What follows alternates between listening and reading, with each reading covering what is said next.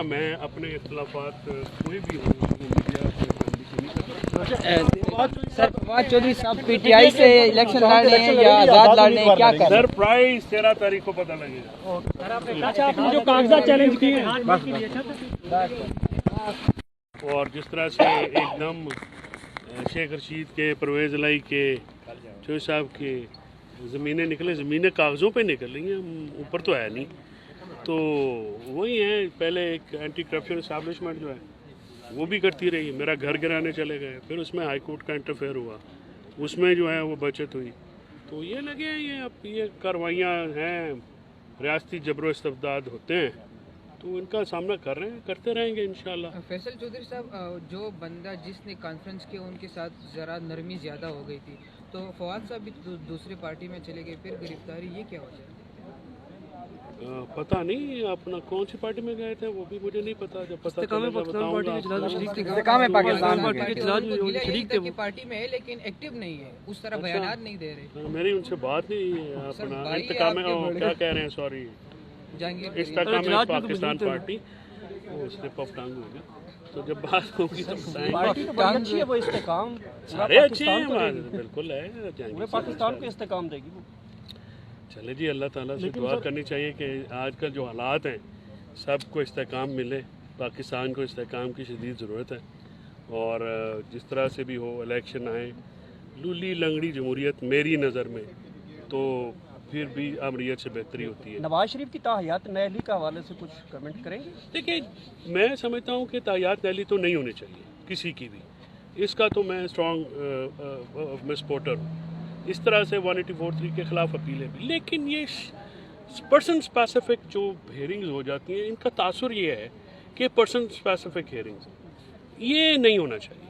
देखिए, कॉन्स्टिट्यूशन में ये बात आनी चाहिए, बहुत सारे लकूनाज होते हैं, कॉन्स्टिट्यूशन कोई मैन मेड लॉ है, उसमें भी तब्दीली होती है। अल्लाह ताला ने अपने लॉज में कहा कि इत्तेहाद करो जो अगर ज़रूरत पड़े तो ये तो होते रहना चाहिए। बात ये है कि पार्लियामेंट आके वो ताहियात नहली को, मैं तो चाहता हूँ कि 62-63 ओरिजिनल पोजीशन पे बहाल हो। आइन में तरमीम की ज़रूरत है। आइन में, मेरा नज़र में आइन में तरमीम किए बगैर ये दूसरा जज मेड लॉ होगा। जिस तरह से ये कहते हैं सदीक बलोच केस में, उसमें भी जज मेड लॉ, उसमें जो मुद्दत का तयन जो है वो फॉर लाइफ कर दिया गया। वो 5 मेंबर बेंच का जजमेंट है। अब वो 5 मेंबर ने बनाया, अगर वो गलत है तो फिर 7 मेंबर बनाएंगे, वो भी गलत होगा। देखिए ना, अगर आप एक लाइफ टाइम करता है, दूसरा सेट ऑफ जजेस आके 5 साल करता है, सो मेरी नज़र में तो पार्लियामेंट का काम है लेजिस्लेशन करना, उन्हीं को करने देना चाहिए। और सब ऑर्डिनेट लेजिस्लेशन जो है उससे आइन को तरमीम करने की इजाज़त मैं बतौर वकील या लॉ प्रैक्टिशनर मैं समझता हूँ मुनासिब बात नहीं। उससे आपका जो कॉन्स्टिट्यूशनल या पार्लियामान का जो स्ट्रक्चर है वो ख़राब होता है, और इस तरह से आप आम कानून साजी के ज़रिए, सानवी कानून साजियों के ज़रिए आइन को अगर अमेंड करेंगे या आइन को आप तब्दील करने की इजाज़त देंगे तो फिर आइन का हुलिया वो नहीं रहेगा जो उसका होना चाहिए। फैसल साहब, आपकी और हिबा, और जिस तरह से एकदम शेख रशीद के, परवेज़ लाई के, चौधरी साहब के ज़मीनें निकले, ज़मीनें कागज़ों पे निकल रही हैं, ऊपर तो है नहीं। तो वही है, पहले एक एंटी करप्शन इस्टेब्लिशमेंट जो है वो भी करती रही, मेरा घर गिराने चले गए, फिर उसमें हाई कोर्ट का इंटरफेयर हुआ, उसमें जो है वो बचत हुई। तो ये लगे हैं, ये अब ये कार्रवाइयाँ हैं, रियासती जबरो इस्तबदाद होते हैं, तो इनका सामना कर रहे हैं, करते रहेंगे इंशाल्लाह। फैसल चौधरी साहब, जो बंदा जिसने कॉन्फ्रेंस किया उनके साथ ज़रा नरमी ज़्यादा हो गई थी, तो फवाद साहब भी दूसरी पार्टी में चले गए, फिर गिरफ्तारी, ये क्या वजह है? पता नहीं अपना कौन सी पार्टी में गए थे, वो भी मुझे नहीं पता। जब पता चलेगा बताऊंगा। पार्टी में है लेकिन एक्टिव नहीं है, उस तरह बयान नहीं दे रहे। मेरी उनसे बात नहीं है। अपना इंतकाम क्या कह रहे हैं, सॉरी, इस्तेकाम पाकिस्तान पार्टी, वो स्लिप ऑफ टंग हो गया। तो जब बात होगी तो अच्छी है, वो इस्तेकाम सारे अच्छे हैं, बिल्कुल है, पाकिस्तान को इस्तेकाम देगी वो। चले जी, अल्लाह ताला से दुआ करनी चाहिए कि आजकल जो हालात हैं सबको इस्तेकाम मिले, पाकिस्तान को इस्तेकाम की शदीद ज़रूरत है।